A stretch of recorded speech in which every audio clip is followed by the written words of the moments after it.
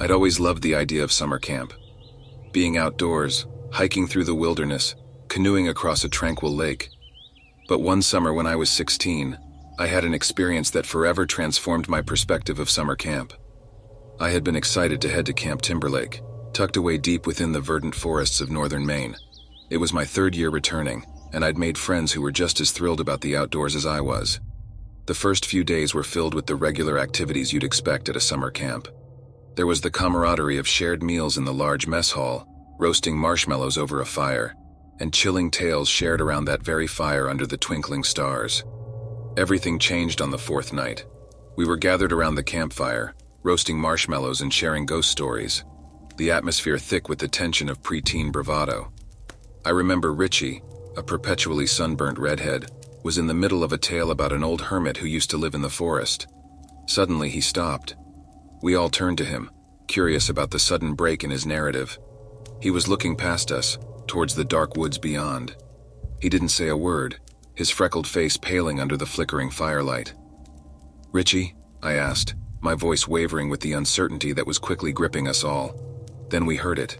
Footsteps, crunching dry leaves underfoot, sounded from the woods, growing louder as though moving closer. No one dared move. We were all frozen in place, our eyes locked on the shadows dancing at the edge of our fire-lit clearing. A figure emerged from the tree line, moving into the light. It was a man, old and haggard, with wild hair, and eyes that held a gaze that made your skin crawl. The hermit from Richie's story in the flesh. He didn't say a word. He just stood there, his gaze sweeping across our terrified faces. Then, without a word, he turned and disappeared back into the forest. We were paralyzed, our breaths held, our hearts pounding. When the last echo of the hermit's footsteps faded, Richie broke the silence, his voice trembling. "It's just a story," he whispered. "Just a story." But we couldn't shake the terror that had consumed us. It lingered, an ominous presence, even as the camp counselors tried to soothe us with rational explanations. We were moved to a different cabin, one closer to the central area, and the comforting presence of the adult camp leaders. The cabin was old, the wood creaking with each gust of wind, the windows rattling ominously. That night I lay awake in my bunk, staring at the wooden ceiling above me. My mind was filled with images of the hermit, his gaze, the silence he'd left in his wake. Suddenly a shadow fell across my bunk. I looked up, my heart pounding. Standing over me was the hermit. His gaze was colder, harder, and something twisted in his hand, gleaming ominously in the dim moonlight seeping through the cabin windows. I didn't think. I didn't breathe. I just screamed, my voice piercing the silence of the cabin. And just like that, he was gone. Vanished, as though he'd never been there. The camp was thrown into a state of chaos. The counselors searched the cabin and the surrounding woods but found nothing. The police were called in, and they found nothing too. The man, the hermit, had simply vanished. But the terror he'd left behind was real, lingering like a dense fog over the camp for the rest of the summer. We no longer told ghost stories around the campfire. We no longer ventured deep into the woods.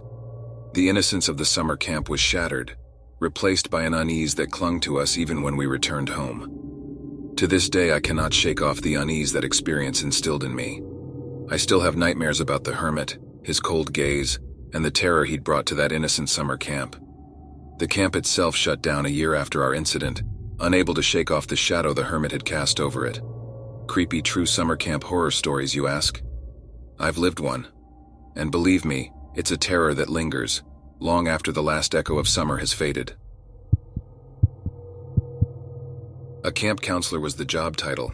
Sounds simple, right? That's what I thought when I took a summer job at Camp Whispering Pines, nestled in the mountains of Colorado. Little did I know the Whispering Pines had a story of their own, one that would unravel during my stay. The camp was picturesque, situated beside a serene lake surrounded by a thick pine forest. My charges, a group of lively 12-year-olds, were a mix of excitement and nervous energy, first-timers away from home.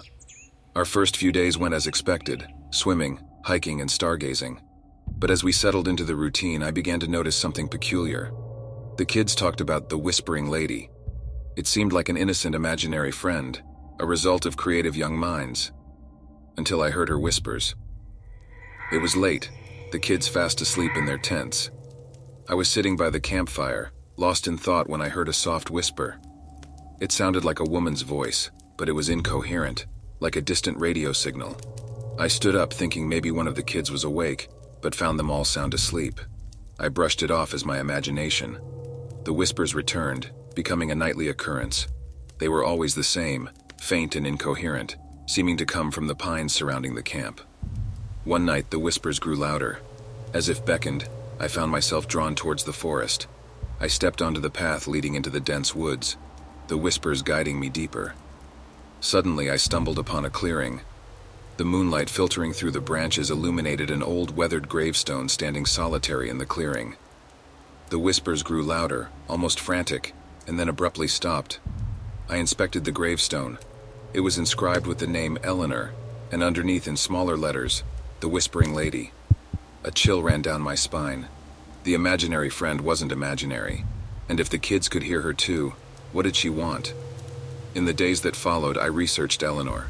She was a woman who lived in the area in the late 1800s. Rumored to be a witch, she was cast out by the locals and retreated into the woods, never to be seen again. The whispers grew more persistent, especially around the children. Terrified, I decided to seek help from a local elder who knew about the folklore. He advised us to give Eleanor what she wanted: acknowledgement. We held a small ceremony at her grave, apologizing for the injustice she faced, promising never to forget her. After that night, the whispers ceased.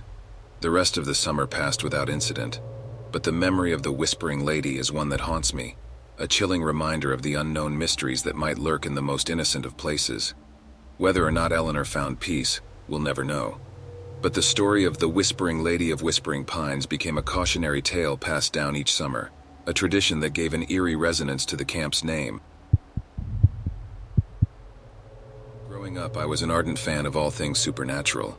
I was thrilled when my parents finally let me go to Camp Nightshade, a summer camp renowned for its chilling ghost stories and spooky adventures. But what I didn't know was how deeply those stories were rooted in the camp's dark past. Camp Nightshade, located deep in the heart of the dense Virginia woods, had a mysterious aura. The lake was perpetually shrouded in fog, and the ancient trees seemed to whisper tales of yore. The camp itself was decades old, its wooden cabins showing signs of age and neglect. Our counselor, a man in his late 30s named Jake, was a gifted storyteller.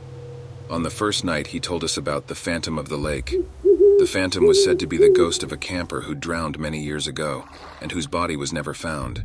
He was rumored to haunt the lake, seeking companionship in the lonely campers who dared venture too close to the water's edge after dark. That night, as I lay in my bunk, I heard a soft lapping sound coming from the direction of the lake. My curiosity piqued. I tiptoed to the window and peered out. A lone figure stood by the edge of the lake, its silhouette illuminated by the moon's eerie glow. It looked like a boy, not much older than me. Startled, I stepped back, my heart pounding. The image of the Phantom of the Lake from Jake's story flashed through my mind.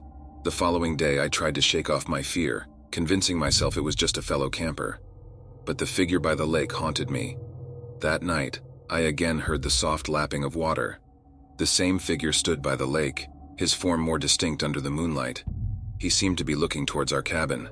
I blinked, and he vanished, leaving only the rippling water behind. Terrified, I shared my encounter with Jake and the other campers the next day. They dismissed it as my imagination playing tricks on me, fueled by the ghost story. But I wasn't convinced. Over the next few nights, the apparition continued to appear. Each time, his gaze seemed more desperate, more pleading.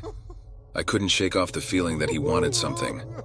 On the last night of camp, I made up my mind to approach the figure. As I approached, he turned to look at me. His eyes were sad, lost.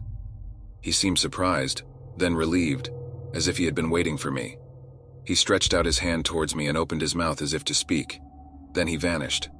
In his place at the edge of the water, I found an old tarnished locket. Inside was a picture of a boy who looked remarkably like the apparition, and a girl, both around our age. I showed it to Jake. He went pale. The girl in the locket, he explained, was his grandmother. The boy was her best friend who had drowned in the lake. His body was never found, and his death left her heartbroken. In solving the mystery of the Phantom of the Lake, we'd given a ghost his closure and learned a tragic piece of the camp's history. After that summer, I never saw the Phantom again, but the story of Camp Nightshade became a lot more real and a lot more chilling.